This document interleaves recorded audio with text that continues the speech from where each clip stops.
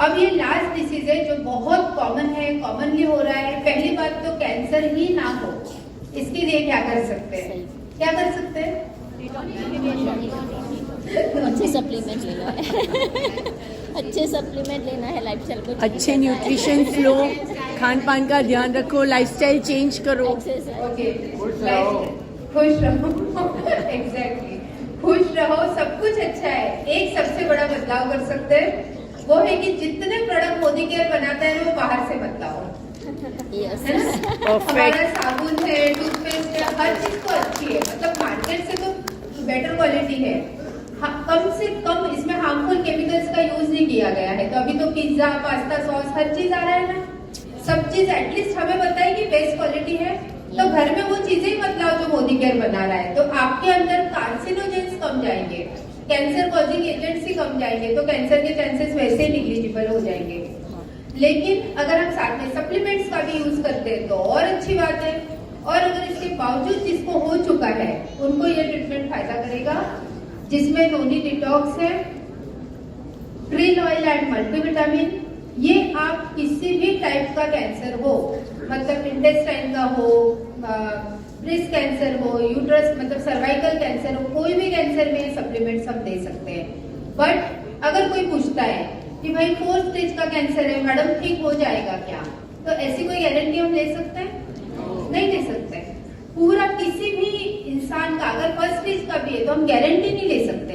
हम क्या कर सकते हैं, मैं भी आज भले कितने पेशेंट ठीक हो गए होंगे, मैं एक ही बात बोलती हूँ, आज आपकी जो कंडीशन है इससे बेहतर रहेगी।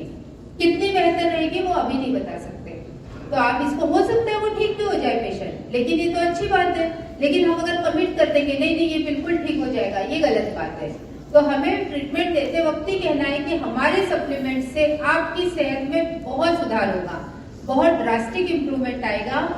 कुछ पेशेंट ऐसे भी है जिनको 12 कीमो बताई गई थी, फिर हमने ये ट्रीटमेंट शुरू कर दिया और उस पेशेंट का 4 के बाद डॉक्टर ने बोला अब जरूरत ही नहीं है, आप क्या कर रहे हो? डॉक्टर भी सरप्राइज। तो ऐसे भी केसेस है, ऐसे भी रिजल्ट है। लेकिन क्या हम पहले ही बोल सकते हैं कि नहीं आपको कीमो की जरूरत नहीं है, आप ये ले लो? नहीं। तो ओवर कमिट नहीं करना है, हमें उनके लाइन ऑफ ट्रीटमेंट के साथ साथ ही शुरू करना है। हाँ, अगर कोई पेशेंट बोलता है कि मुझे पता है कि कीमो लेने के बाद में पेशेंट बचते नहीं है, रेडिएशन का भी कोई फायदा नहीं है, मुझे पता है मुझे एलोपैथी नहीं लेना है, ऐसे पेशेंट जब आते हैं तो मैं बहुत ही खुशी से सारे सप्लीमेंट देती हूँ। एक भी केस ऐसा नहीं है जिसमें हमको इस ट्रीटमेंट ने निराश किया हो, बहुत अच्छे रिजल्ट्स आए हैं। लेकिन अगर पेशेंट का ट्रीटमेंट शुरू है तो बिना डिस्टर्ब किए साथ साथ में करते हैं, धीरे धीरे उनके डॉक्टर ही उनका ट्रीटमेंट बंद करवा देंगे।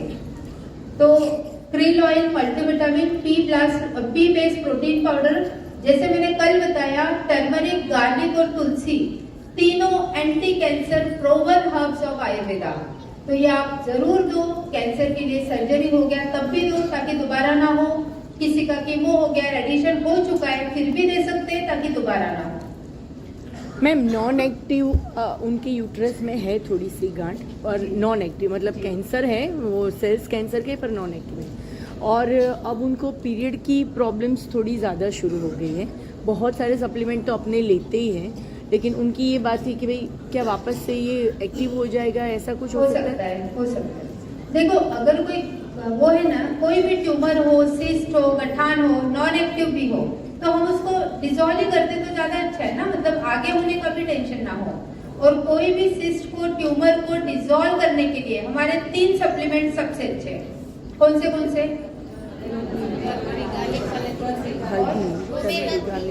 हाँ, यस, टर्मरिक, गार्लिक और ओमेगा 3।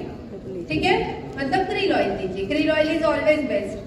तो टर्मरिक, गार्लिक और ओमेगा 3 दीजिए 3 महीने के लिए, फिर से एक सोनोग्राफी कराइए। अगर धीरे धीरे वो डिसॉल्व हो जाए तो बेस्ट है। वो ले ही रहे हैं, काफी टाइम से ले रहे हैं, पर तो फिर टेंशन नहीं है, उनको लेने दीजिए आप कंटिन्यू। और अगर पीरियड्स ज्यादा जा रहे हैं या बाकी वो चीजें, तो नोनी डिटॉक्स और साथ में आयरन फॉलिक। जिनको भी ब्लीडिंग ज्यादा हो रहा है तो हमारा ये भी काम है कि वो उनका हीमोग्लोबिन डाउन ना हो, तो आप आयरन फॉलिक एक स्टार्टर्स।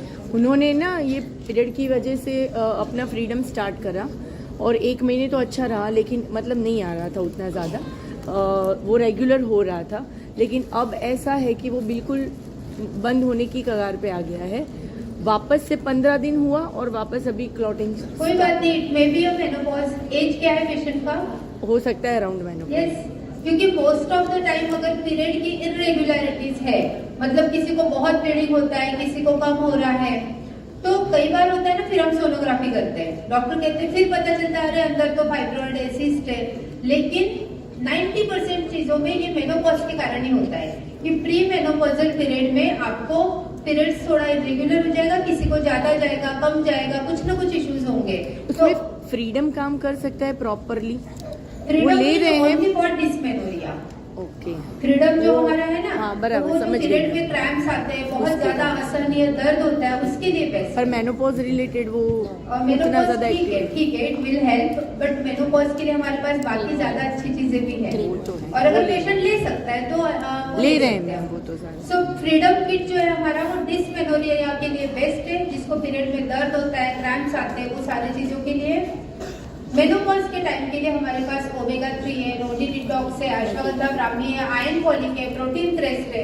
ये सप्लीमेंट प्री मेनोपॉज से लेके पोस्ट मेनोपॉज तक आपको रेगुलर देने चाहिए। जो महिलाओं में हम सेंसिटिव हो जाते हैं, इमोशनली ज्यादा वो हो जाते हैं, नींद नहीं आती है, वो सारी चीजों में ashwagandha Brahmi is very great results. Yes, क्या चॉकलेट सिस्ट में भी यही दीजिए, एनी सिस्ट। मैंने पार्थोलियन सिस्ट में भी दिया है, जिसको 2-3 बार ऑपरेट कर दिए थे, बार बार हो रही थी, अपने सप्लीमेंट से पूरी चली गई, दोबारा भी नहीं हुई है। सो ये सारे रिजल्ट्स हैं in any cyst and tumour. और एक है सुपर ग्रीन्स, जो मैंने कल ही बताया आपको, Yes, बेस्ट वो प्रोडक्ट है फॉर कैंसर पेशेंट्स। यस जी, मोटर न्यूरॉन डिसीज में सर थोड़ा इम्प्रूवमेंट आता है, बिल्कुल ठीक हो गया ऐसा पेशेंट अभी नहीं है।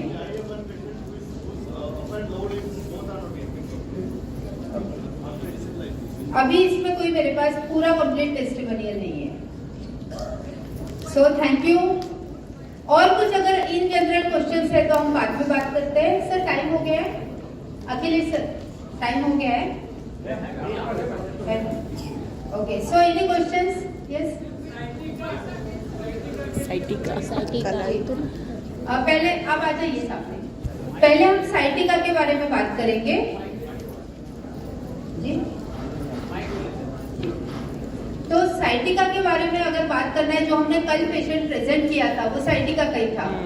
पहले तो रीजन बता देती हूँ, क्योंकि आपके लंबर स्पॉन्डिलाइटिस आपको ऑलरेडी था, मतलब आपके जो हड्डियां है, मणके हैं, वो झीस जाते हैं, मतलब उसमें डिजनरेशन हो गया है, वहां का लुब्रिकेशन खत्म हो गया है और वहां पे सूजन आ चुकी है। और यही स्वेलिंग है जो आपके साइटिका नर्व को कंप्रेस करती है। मतलब हमारे लंबर स्पाइन से लेके नीचे तक एक नर्व आती है जिसका नाम है साइटिका। अगर वो कंप्रेस हो रही है तो पेशेंट को साइटिका बोलते हैं। अब इसमें जो हम लाइन ऑफ ट्रीटमेंट देते हैं, इसमें हमें सारी चीजें कवर करनी है। मतलब हमें नर्व के लिए भी अच्छी अच्छी चीजें देनी है, जिसमें आप इंटेलेक्ट और बी कॉम्प्लेक्स दे सकते हैं। सूजन को कम करना है, जिसके लिए हम गार्लिक टर्मरिक देते हैं। क्योंकि हमें लुब्रिकेशन भी करना है तो हम ग्लूकोजामाइन और प्रिलॉइल भी देंगे और कैल्शियम D3 तो पक्का देंगे। आया समझ में? सो इसका लाइन ऑफ ट्रीटमेंट भी मेरे PDF में। और क्या होता है ना, जो चीजें लिखी है हर चीज इंपॉर्टेंट है, क्योंकि साइटिका ऑलरेडी एक कॉम्प्लेक्स डिसीज है, तो उसमें सारी चीजें देनी पड़ेंगी हमें। बोन्स को स्ट्रॉन्ग करने के लिए, जॉइंट को लुब्रिकेट करने के लिए ताकि दोबारा ना हो, वहां की सूजन कम करने के लिए, और जो नर्व कंप्रेस हो रही है उसको भी हील करना है। तो ये कंप्लीट पैकेज है फॉर साइटिका। तो जब हम ये सारे रीजन पे काम करते हैं ना, तो रिजल्ट 100% आते हैं। तो पेशेंट को काउंसलिंग बहुत जरूरी है कि आपको इतने सप्लीमेंट तो लेना ही पड़ेगा, लेकिन इसका बेनिफिट ये है कि आप ऑपरेशन से बच जाएंगे। So next madam.